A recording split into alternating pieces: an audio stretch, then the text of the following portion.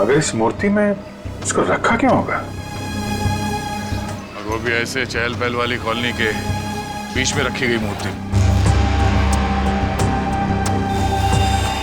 वो भी ऐसे कॉलोनी के बीचों बीच जहाँ पे इतनी चहल पहल है।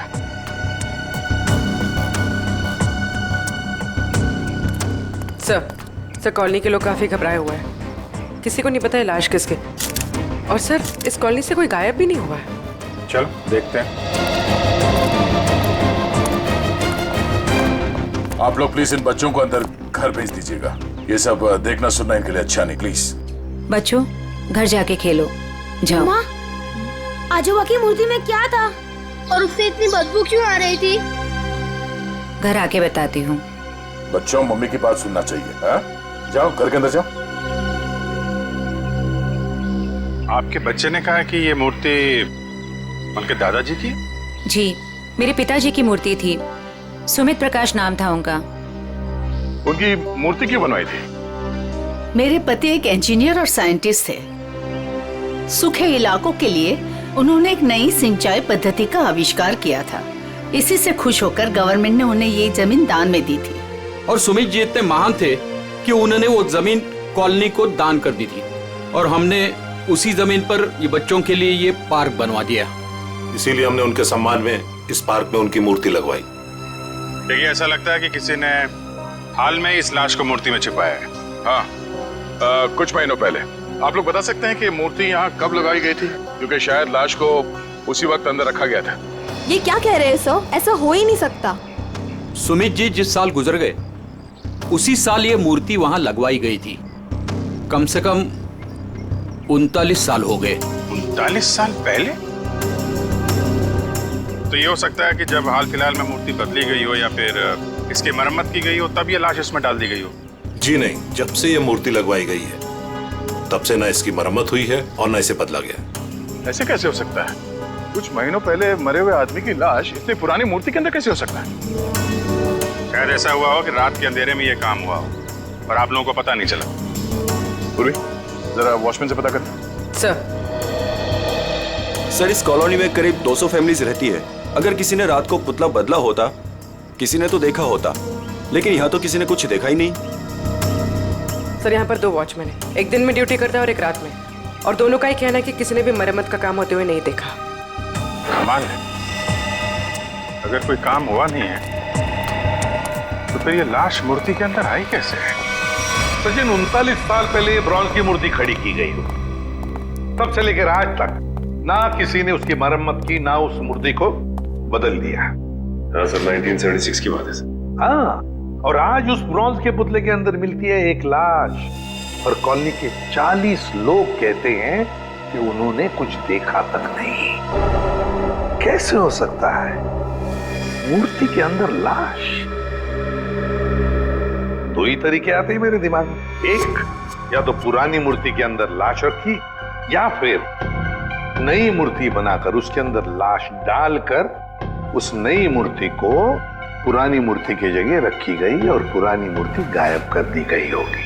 सर लेकिन ब्रॉन्ज की नई मूर्ति बनाने के लिए तो कई दौर से गुजरना पड़ा होगा। पहले तो उसने प्लास्टर ऑफ पेरिस का ढांचा तैयार किया होगा, फिर उस ढांचे से उसने नया सांचा तैयार किया होगा और फिर कम से कम 1200 डिग्री सेल्सियस पे उसने उस ब्रॉन्ज को पिघलाकर उसमें डाला होगा और फिर उसके टुकड़े किए होंगे।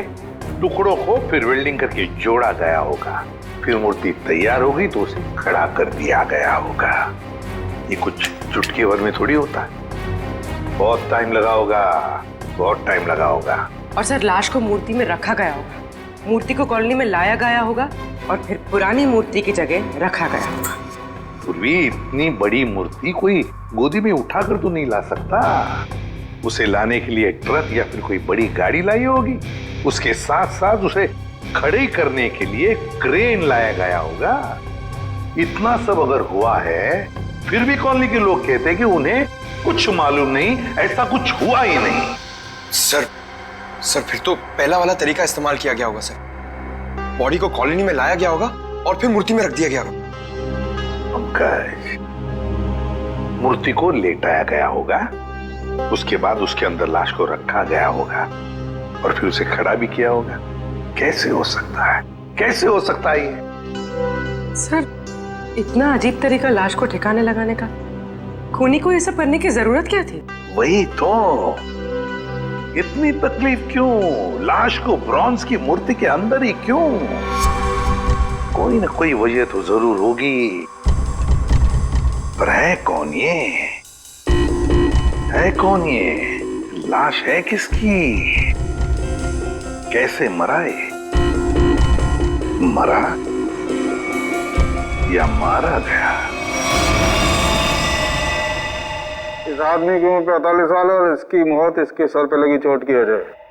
अरे sir sir sir sir, Hindi में बोलेंगे तो मुझे भी समझ में आएगा। क्या बोल रहे हैं? इस आदमी की उम्र 45 साल है और इसकी मौत इसके सर पर लगी चोट की वजह से हुई है। ये हुई ना बात, थैंक यू। और कुछ और बता सकते हैं? कोई जादू है, चुटकी बजाऊंगा हो जाएगा? अरे कोई जादू है जो चुटकी बजाऊंगा सब कुछ हो जाएगा? मन तो करता है चुटकी बजा दूं और ये आदमी गायब हो जाए। क्या बोले तुम? मतलब मैं कह रहा था साड़ू के साहब, आप चुटकी बजा दे तो केस सॉल्व हो जाएगा। कितना किया है, ये तो कुछ भी नहीं है। हाँ, लेकिन अभी मेरा चुटकी बजाने का मूड नहीं। ठीक है, तो मैं उधर बजा लेता हूँ चुटकी। किधर चले जाते हो? हाँ देखिए आप, तारिका जी।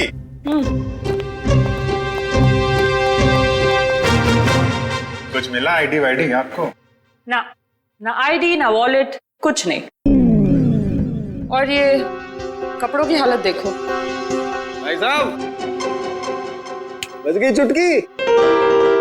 लेकिन मैं आपको एक चीज बता सकती हूँ। अरे वाह,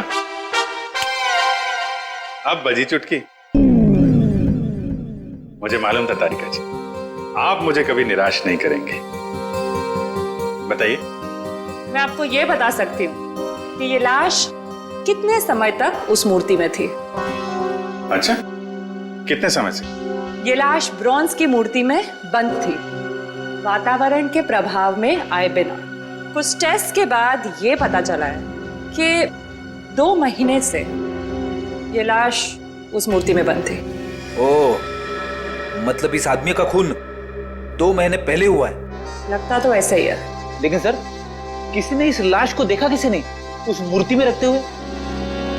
कॉलोनी वाले बता रहे थे कि मूर्ति 39 साल पुरानी है। डॉक्टर साहब, आप ये बता सकते हैं ये मूर्ति नई है या पुरानी है? ये मूर्ति 39 साल पुरानी नहीं है, नई है। ओह, मतलब इस मूर्ति को वहां पे ट्रक में लाया गया होगा। किसी ने ट्रक को देखा कैसे नहीं? मुझे नहीं पता। सालू के साहब, किसी ने उस क्रेन को कैसे नहीं देखा जिसके जरिए उस मूर्ति को अपनी जगह पे रखा गया? मुझे नहीं पता। सालू के साहब, उस मूर्ति में वेल्डिंग कब और कैसे की गई? मुझे नहीं पता, मुझे नहीं पता, मुझे नहीं पता। ठीक है सर, मुझे लगता है लाश की गंध की वजह से सालूम के साहब का दिमाग खराब हो गया है। क्या बोल रहा है? देखो, मुझे परेशान मत करो, मुझे इस लाश का चेहरा भी बनाना है। Don't disturb me. सर, आपसे कोई सवाल नहीं करेंगे, आप चेहरा बनाइए। चलो, एक बात तो ये पता चल गई कि मूर्ति नई है और किसी ने उसमें लाश रखी है। और कैसे सर? कैसे और कब का पता बाद में लगाएंगे। पहले ये पता लगाना है कि ये नई मूर्ति बनाई किसने।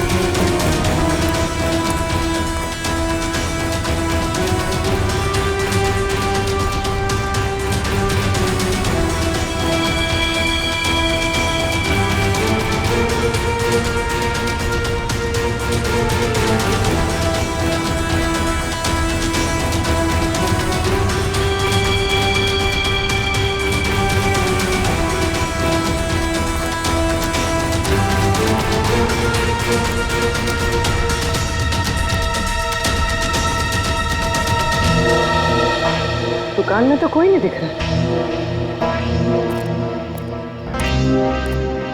वाह, एक खूबसूरत लड़की मेरे दुकान पे।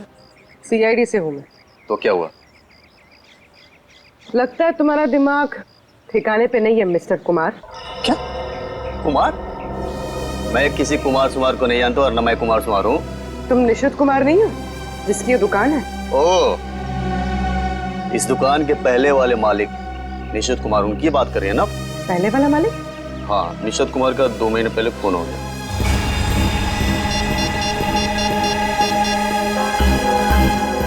Hello, Abhijit sir.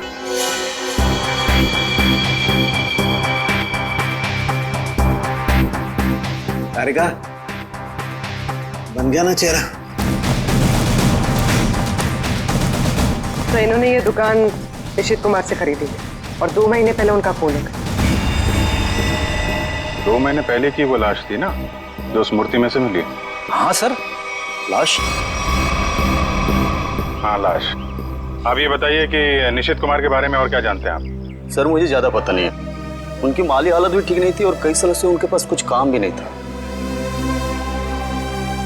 उनके घर का एड्रेस देना। वो घर में अकेली ही थी।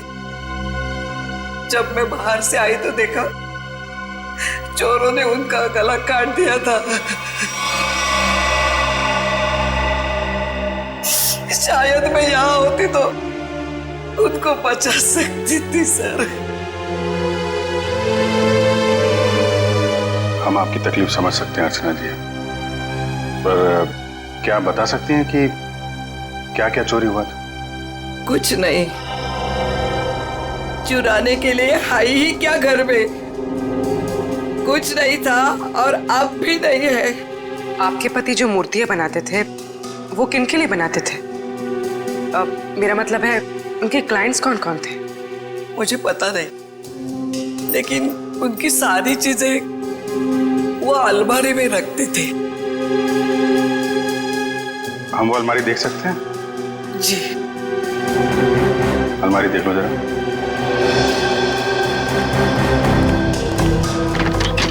अर्चना जी, ऐसा भी हो सकता है कि ये चोरी का मामला ना हो। मैं समझी नहीं सर कुछ। निशित जी का कोई दुश्मन भी था जो उनकी जान लेना चाहता हो? सर, मामूली सा शिल्पकार, उनका दुश्मन कौन हो सकता है?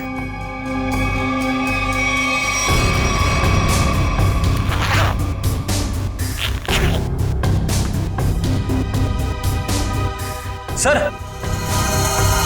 हाँ बेट। इस फाइल में मूर्तियों की बहुत सारी न्यूज़पेपर कटिंग है सर। वो जो सारी मूर्ति बनाते थे ना, उसका सारा रिकॉर्ड इसी फाइल में रखते थे। और सर, ये देखिए। तो ये मामला है, सुमित जी की मूर्ति भी इन्होंने बनाई थी 1976 में। अर्चना जी, मूर्ति बनाने वाले अक्सर अपनी बनाई हुई मूर्तियों का एक ढांचा अपने पास रखते हैं कि अगर मूर्ति टूट फूट जाए तो दोबारा बना सके। निशित जी भी ऐसा करते थे क्या? हाँ हाँ, उसके वो सारे ढांचे पिछले बाजू रखते थे। हम वो जगह देखना चाहेंगे।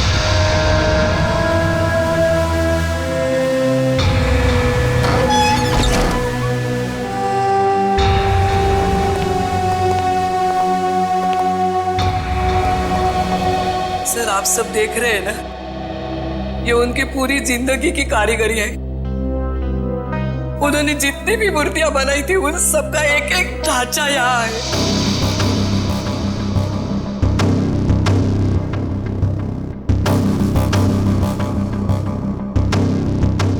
वो वाला नहीं दिख रहा है? कौन सा वाला? वो सुमित जी की जो मूर्ति का ढांचा है। वो उस तरफ होना चाहिए।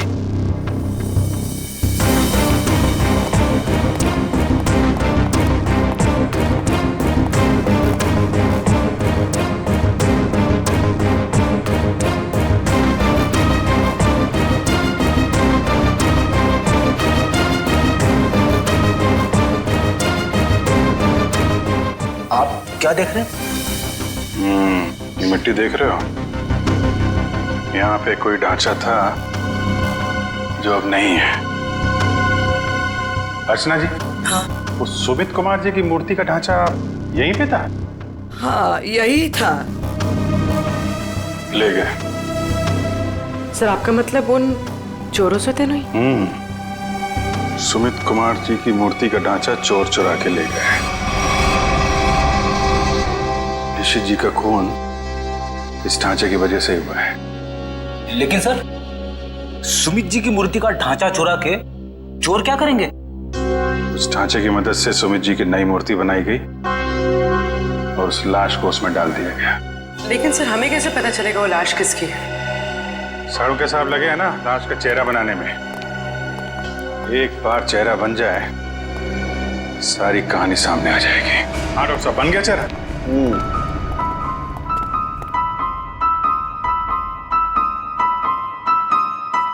ये देखो बॉस, ये है वो मरा हुआ आदमी। क्या? ये कैसे हो सकता है? डॉक्टर साहब ये क्या मजाक है? भाई साहब मैं मजाक नहीं कर रहा हूँ, यही है उस आदमी का चेहरा, ऐसा ही दिखता है वो। मैं जानता था, मुझे बिल्कुल पता था ये कुछ ऐसा करेंगे जिससे सारा केस उलट जाए। क्या बात कर रहे हो यार तुम? मैं ऐसा क्यों करूंगा? क्या हो गया तुम्हें? अभिजीत ये क्या कह रहे हो तुम? ये उसी आदमी का चेहरा है। सर मजाक क्यों करेंगे? क्योंकि डॉक्टर साहब ने जो चेहरा बनाया है वो मूर्ति का चेहरा है। सुमित जी का चेहरा है जो 39 साल पहले मर चुके हैं। इस चेहरे में सिर्फ मूंछ लगाना बाकी है। क्या बात कर रहे हो? ये आप बताइए, आपने बनाया है चेहरा? तो मैंने तो वही बनाया है जो मुझे खोपड़ी ने बताया। मैंने तो मूर्ति देखी भी नहीं है यार। तो आप देख लीजिए, ये मूर्ति है। ये तो वाकई वही चेहरा है जो मैंने बताया। ऐसा कैसे हो सकता है? सर ये आदमी 39 साल पहले मर चुका है। आज जिंदा होता तो 80 साल का होता।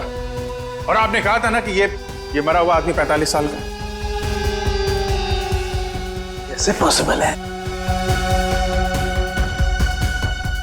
आई एम सॉरी बॉस, मुझे छुट्टी चाहिए। वो आप देखो सर। पहले हम ये पता लगाने की कोशिश कर रहे थे कि लाश को मूर्ति में रखा कैसे गया। अब हमें ये पता लगाना है कि सुमित जी की लाश सुमित जी की मूर्ति में आई कैसे और क्यों। सर कुछ पता चला उस लाश के बारे में? देखिए उसी के बारे में हम लोग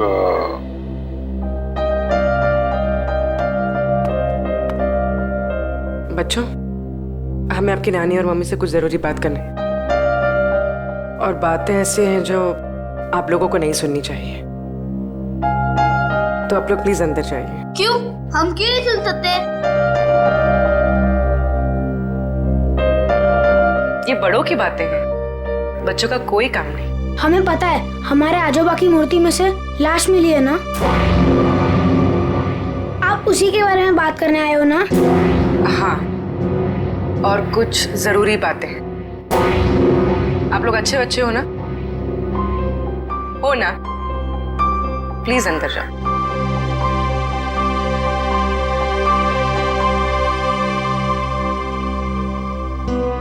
सर बताइए ना, क्या पता चला आप लोगों को?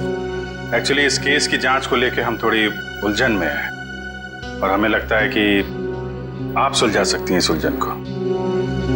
कैसी उलझन? और मैं कैसे सुलझा सकती हूँ? दरअसल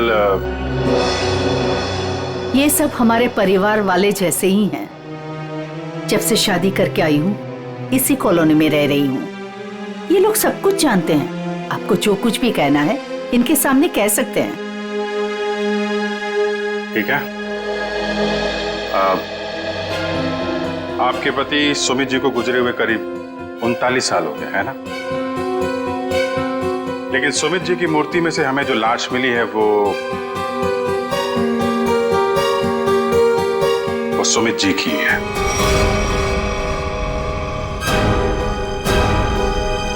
ये कैसे हो सकता है? ऐसा ही हुआ है।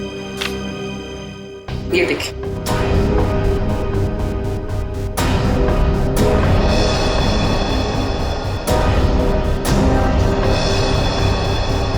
इतने यकीन के साथ आप ये कैसे कह सकते हैं? हाँ ये हो ही नहीं सकता। जरूर कुछ भूल हुई है आप लोगों से। कोई भूल नहीं हुई। ये एक साइंटिफिक मेथड है जिसमें लाश की खोपड़ी का चेहरा बनाया गया है। और यही चेहरा बना है सुमित जी का। लेकिन मेरे पिताजी की लाश कैसे आ सकती है?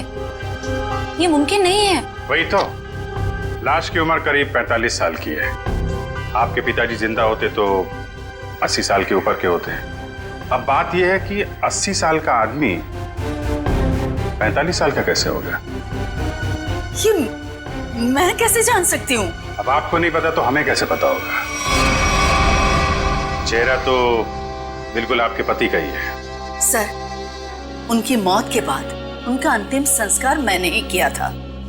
अगर किसी ने लाश बदल दी हो या कहीं किसी तरह वो जिंदा भी होते तो भी 80 साल का इंसान 45 साल का हो ही नहीं सकता। वही तो, यही बात हमें परेशान कर रही है।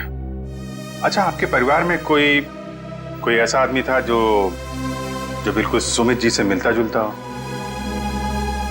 नहीं, जब से मैं उन्हें जानती हूँ या जब से मेरी शादी हुई है, मैंने तो ऐसा किसी को नहीं देखा जो उनकी तरह दिख रहा हो। चूंकि उस मरे हुए आदमी का चेहरा हूबहू आपके पति से मिलता जुलता है और उन दोनों में कोई संबंध है या नहीं, ये जानने के लिए मालती जी हमें आपकी थोड़ी मदद चाहिए। कैसी मदद? अगर आपको बुरा ना लगे तो हमें आपका डीएनए उस मरे हुए आदमी से मिला के देखना होगा। यही एक तरीका है सच्चाई को जानने का।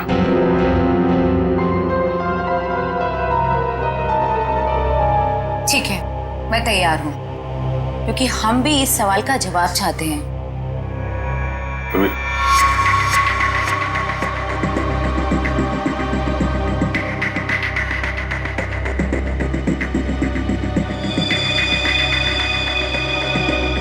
Thank you. हम फिर मिलेंगे और तब जवाब के साथ मिलेंगे। आता रेखा जी, डीएनए रिपोर्ट आ गई? पार्शियल मैच है। क्या पार्शियल मैच है? देखा, इसका मतलब सालू के गलत नहीं था बॉस। ये आदमी सुमित के परिवार का ही। बाप का डीएनए बेटी में भी है और इस मरे हुए आदमी में भी। निश्चित रूप से ये आदमी सुमित के परिवार का ही कोई है। अगर ये सुमित का रिश्तेदार है तो किसी ने इसे पहचाना कैसे नहीं? कोई तो होगा जिसे पहचानता। ये बड़ी चौंकाने वाली बात है। आपने जो इसका चेहरा बनाया था उसकी फोटो हमने अखबार में भी भेजी, लेकिन ऐसा कोई भी आदमी सामने नहीं आया जो इसे पहचानता हो। अगर ये इसी शहर में था तो किसी ने तो इसे देखा होगा। कोई तो होगा इसके पहचान वाला। तारिका जी, आप तो जीनियस हैं। ऐसे क्या कह दिया मैंने? केस सॉल्व कर दिया। हो सकता है ये आदमी इस देश का हो ही ना। हो सकता है कि मरने से कुछ समय पहले इस देश में आया हो। ओह, इसीलिए किसी ने इसे पहचाना नहीं। हाँ, पिछले 2-3 महीने की इमिग्रेशन रिपोर्ट्स चेक करनी होंगी हमें। पंकज, आज के अखबार में मैंने अपना राशिफल देखा। जानते हो क्या लिखा था उसमें? क्या था सर? बहुत जल्द नौकरी में बदलाव होगा। इसका मतलब जानते हो? हाँ सर, ये तो बहुत दुख की बात है। आपका डिमोशन होने वाला है। आपकी पोस्ट तो मेरे से भी नीचे होने वाली है। क्या बोलता है? अरे इसका मतलब है मेरा बहुत जल्द प्रमोशन होने वाला है। हाँ, पिछले 1 हफ्ते से मुझे ऐसा ही लग रहा है। लेकिन मुझे ऐसा नहीं लग रहा है। क्यों? सर अभिजीत सर ने बिल्कुल सही पता लगाया सर। इमिग्रेशन रिकॉर्ड से उस मरे हुए आदमी का चेहरा मैच कर रहा है सर। गुड, मिला है सर।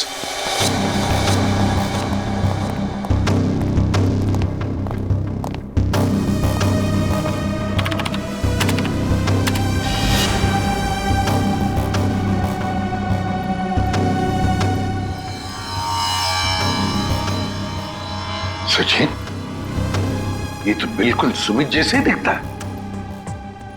इसका नाम ब्रेंडन है, उम्र 45 साल और 2 महीने पहले यूके से आया था सर। मतलब आते ही मौत हो गई उसकी। सर, इसका नाम तो अंग्रेजों जैसा है पर लगता है इंडियन है। इस ब्रेंडन का घर का पता, फोन नंबर कुछ है? हाँ सर, जरूर। पूर्वी, इस नंबर पे फोन करो, घर का ही फोन नंबर होगा ही।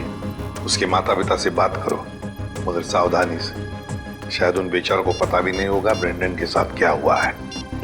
और देखो बातचीत में कुछ पता चलता है क्या इस ब्रेंडन के बारे में। सर। हाँ सर, मैं सीआईडी छोड़ रहा हूं, अब और बर्दाश्त नहीं होता, मैं पागल हो जाऊंगा। क्यों, ऐसा क्या हो गया? इस केस में बहुत कंफ्यूजन है, और सबसे बड़ी बात तो यह है कि वह आदमी अंग्रेज निकला। मेरा दिमाग फट जाएगा सर। मैं भी छुट्टी पे जा रहा हूं, सालू के साथ। अभी जाओ, अभी जाओ, इसी वक्त बोरिया भी सरा बांधो, निकल जाओ सीआईडी से, जाओ। और कुछ समय बिताओ अपनी बीवी के साथ, शायद कुछ अकल आ जाएगी, जाओ। सर, आपका राशिफल तो सही निकला। नौकरी में बदलाव, मतलब आपका रेजिग्नेशन, इस्तीफा।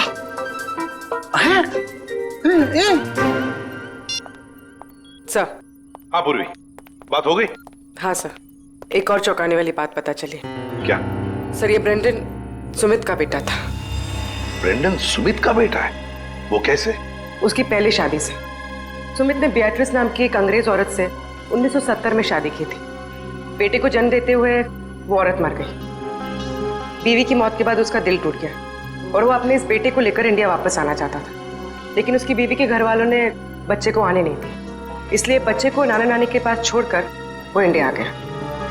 और इंडिया में आने के बाद उसने अर्चना से शादी की और अपनी पिछली जिंदगी मिटा दी, किसी को कुछ भी नहीं बताया। और इसीलिए सुमित के इस बेटे ब्रेंडन के बारे में यहाँ पे किसी को भी कुछ पता नहीं था। Yes sir. हाँ, लेकिन ये ब्रेंडन इंडिया आया क्यों? क्यों आया ये? सर, अपने नाना नानी की मौत के बाद उसे अपने पिता के बारे में पता चला, तो अपने पिता के परिवार वालों के बारे में जानने के लिए वो इंडिया आया था। कोई आदमी अपने परिवार के बारे में जानने के लिए इंडिया आता है और यहाँ पर उसका खून हो जाता है।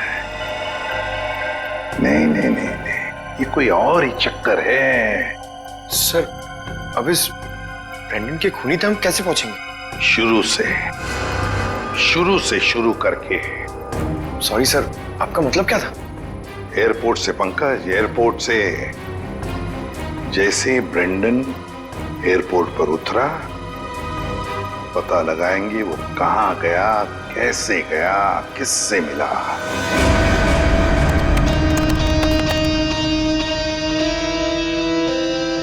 सर, ये फुटेज एयरपोर्ट के अराइवल गेट की है सर, जब ब्रेंडन इमिग्रेशन से बाहर निकल चुका था। सर, ये रहा ब्रेंडन, ये कैप वाला आदमी ब्रेंडन से मिलने आया? कैप की वजह से उसका चेहरा ठीक से दिख नहीं रहा। जरा जूम करो उस पर।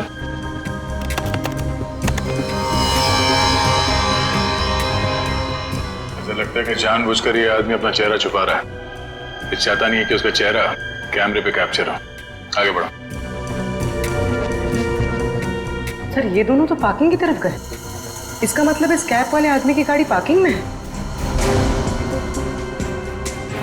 एक काम करो, इन दोनों के बाहर निकलने से आधे घंटे तक जितनी भी गाड़ियां एयरपोर्ट के पार्किंग लॉट से बाहर निकली है उन सब के डिटेल्स निकालो। पता चल जाएगा इस कैप वाले की कौन सी गाड़ी है। सर, वो आदमी ब्रेंडन को जब एयरपोर्ट की पार्किंग में लेके गया, उसके आधे घंटे बाद तक ये सारी गाड़ियां बाहर जाती रही सर। बस वे ठीक है, एक एक को फोन करो और पता लगाओ किस पैसेंजर को इन्होंने एयरपोर्ट से पिकअप किया और कहां जाके छोड़ा। हेलो जी, मैं सीआईडी से इंस्पेक्टर सचिन बोल रहा हूँ। अच्छा, ये बताइए कि 15 फरवरी को आपकी कार इंटरनेशनल एयरपोर्ट पे गई थी किसी को छोड़ने के लिए? आप क्या करने गए थे? किसी को छोड़ने गए थे? मिसेस आंचल कुमार। ओके पूर्वी। Okay okay. क्या? किसको छोड़ने गए थे? Peter Frank. अच्छा, ये कौन सी फ्लाइट से आए? ओके।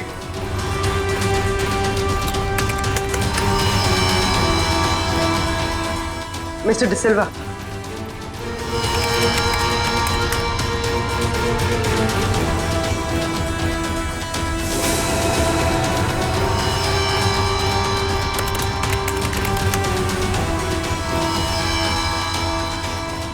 ओके पूर्वी, अब बचा है सिर्फ एक नंबर, ये VH 543259। और सर ये नंबर किसी मिस्टर अनिल के नाम पे, जो कि लोनावाला के बंगलों पे रजिस्टर्ड है सर। लेकिन ये आदमी फोन नहीं उठा रहा है सर। फोन नहीं उठा रहा है? लगता है ये अनिल ही पिकअप करने आया था ब्रेंडन को एयरपोर्ट पर। सर कहीं इस अनिल ने तो ब्रेंडन का खून नहीं किया? हो सकता है पूर्वी, एक बात तो पक्की है, इस अनिल का जरूर कोई ना कोई संबंध है ब्रेंडन के खून के साथ। सरकार के रजिस्ट्रेशन के हिसाब से अनिल जी का घर यही है। काफी पैसे वाला लगता है ये अनिल जी, इतना बड़ा बंगला, वो कार। लेकिन इस अनिल जी को ब्रेंडन से क्या काम पड़ गया? सर मुझे तो लगता है कि इस ब्रेंडन को इंडिया में कोई जानता ही नहीं होगा। तो ब्रेंडन को इंडिया में कोई जानता नहीं था तो ये अनिल एयरपोर्ट क्यों गया था उन्हें लेने? उसके बाद ये ब्रेंडन गायब कहाँ हो गया? कोई दरवाजा खोल क्यों नहीं रहा? जी कौन है आप लोग और क्या चाहिए? आपके मालिक अनिल जी से मिलना है। कहाँ है वो? वो नहीं है। आप क्यों पूछ रहे साहब? देखिए बेमतलब परेशान मत करिए, नहीं तो अभी पुलिस को फोन कर देंगे। हम लोग CID से हैं। CID? CID कहाँ से?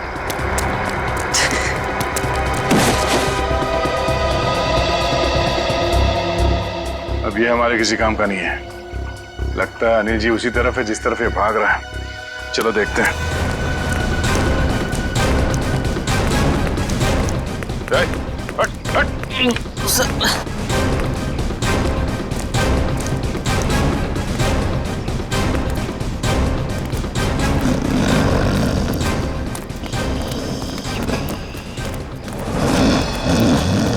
लगता है यही अनिल जी है। अनिल जी, मालिक और नौकर एक साथ शराब पी रहे थे यहाँ पे। अनिल जी, अनिल जी, जी। हम ये जानने आए हैं कि कुछ महीने पहले आप ब्रेंडन को एयरपोर्ट से लेकर कहाँ गए थे? एयरपोर्ट? ब्रेंडन? मैं कुछ नहीं समझ पा रहा यार, क्या बोल रहे हो तुम? हम ये कह रहे हैं कि ब्रेंडन को लेके आप एयरपोर्ट से आए थे और ये हमने CCTV फुटेज में देखा है।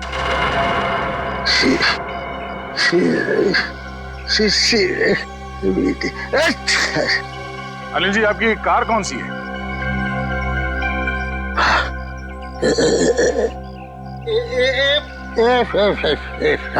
सच्चाई तो ये है कि ना तो ये बंगला आपका है और ना ही वो कार।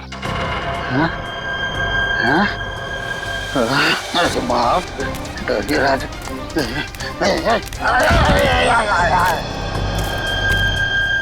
अब सच बताओ। सर मैं कुछ नहीं जानता सर मैं तो एक मामूली सा वॉचमैन हूँ सर, वॉचमैन। ये मेरा मालिक है ना, मालिक, उसने अपना बंगला और कार मेरे नाम पर कर दिया सर। ये मेरा कुछ भी नहीं है सर। तो फिर किसका है? सर मैं कैसे बोलूं सर, मेरी जान चली जाएगी सर। देखो तुम चिंता मत करो, कुछ नहीं होगा तुम्हें। सिर्फ ये बताओ किसने कहा था तुम्हें ये सब करने के लिए? क्या बात है, आप लोगों ने हमें यहाँ क्यों बुलाया? कुछ पता चला क्या? हाँ, एक चौंकाने वाली कहानी। ये कहानी हम आप लोगों को भी सुनाते हैं। इस कहानी को हम वहां से शुरू करते हैं जब सुमित जी को सरकार ने जमीन दान दिया था। उस जमीन में सिर्फ एक छोटा सा गार्डन नहीं था, बल्कि वो जमीन भी था जिसपे आज मॉल बना हुआ है आपके कॉलोनी के पीछे। लेकिन इस बात का पता हमें क्यों नहीं चला? क्योंकि आप लोगों से पहले कुछ और लोगों को पता चल गया। उन्हें यह भी पता चल गया कि सुमित जी अपनी पूरी जमीन को बच्चों के पार्क के लिए दान करना चाहते हैं, पर यह बात उन्हें अच्छा नहीं लगा। उन्होंने सुमित जी को रोकना चाहा। जब सुमित जी नहीं माने तो उनका खून कर दिया। क्या? जी हाँ, सुमित जी का एक्सीडेंट कोई एक्सीडेंट नहीं था। इसकी प्लानिंग की थी उन लोगों ने, और उन लोगों ने जमीन का एक छोटा सा हिस्सा आपके कॉलोनी को दिया और बाकी बिल्डर्स को बेच दिए। वो मॉल जहाँ पे खड़ा है वो जमीन। बिल्डर से मिले पैसे से ऐश कर रहे हैं वो लोग। उनके पास देश विदेश में बहुत सारे घर हैं, बंगलो हैं, ढेर सारी गाड़ियां हैं, और ये बात किसी को नहीं पता, उनके दोस्तों और परिवार वालों को भी नहीं। और सुमित जी का बेटा ब्रेंडन जब अपने परिवार वालों से मिलने इंडिया आया तो उसे भी मार दिया गया। क्यों, ये हमें मालूम नहीं। और फिर बेटे की लाश को पिता की मूर्ति में छुपा दिया। अब ये कैसे किया है ये हम जानना चाहते हैं। लेकिन वो कौन लोग हैं? यही हैं वो लोग। सच तो ये इसी कॉलोनी में रह रहे हैं, धोखे और खून से कमाए हुए पैसों पर ऐश कर रहे हैं, लेकिन हम उन्हें जानते हैं।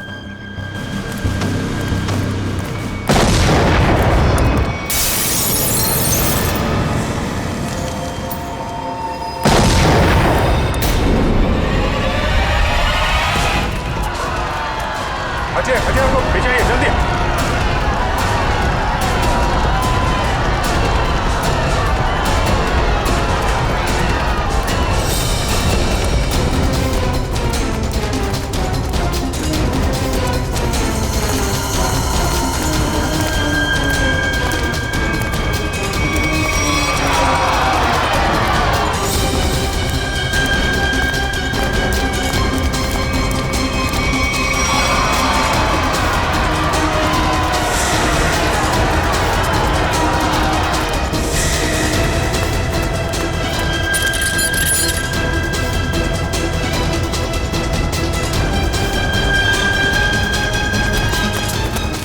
आनंद, आनंद संभालना यार। अरे अरे क्या हो रहा है ये?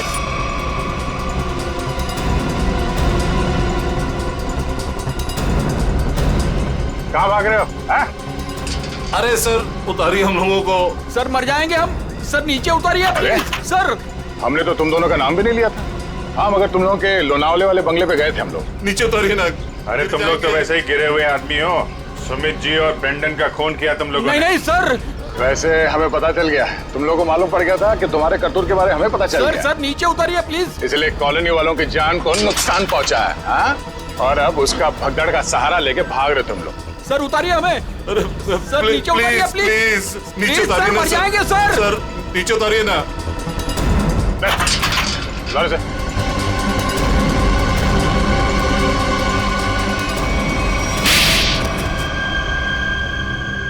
लेकिन वो तो आपके दोस्त थे, फिर आपने उनको क्यों मार दिया? क्योंकि इनके लिए पैसा दोस्ती से ज्यादा मायने रखता है। लेकिन ब्रेंडन को क्यों मारा? सर एक्चुअली हम उसे मारना नहीं चाहते थे।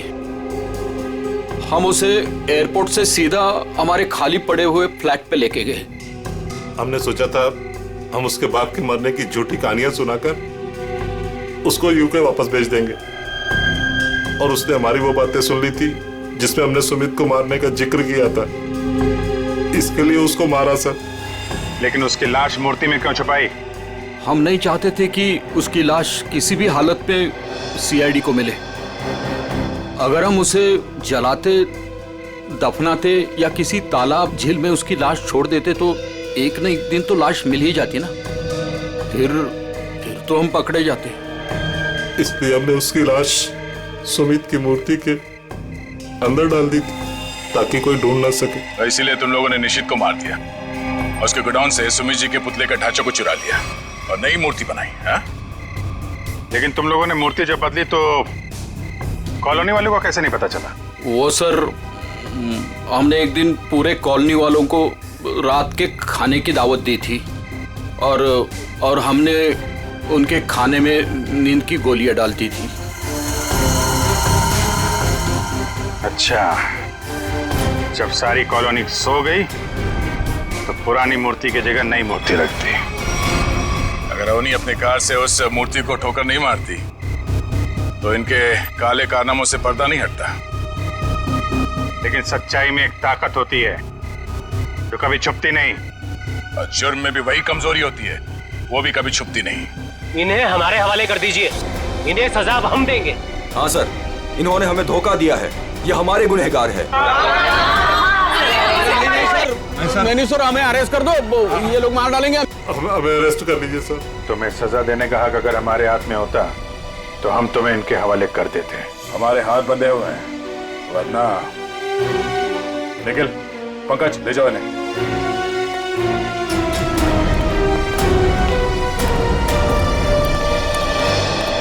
बेटा, आप लोगों का बहुत बहुत शुक्रिया कि आप लोगों ने ये गुत्थी सुलझाई और छिपे हुए गुनहगारों को पकड़ लिया।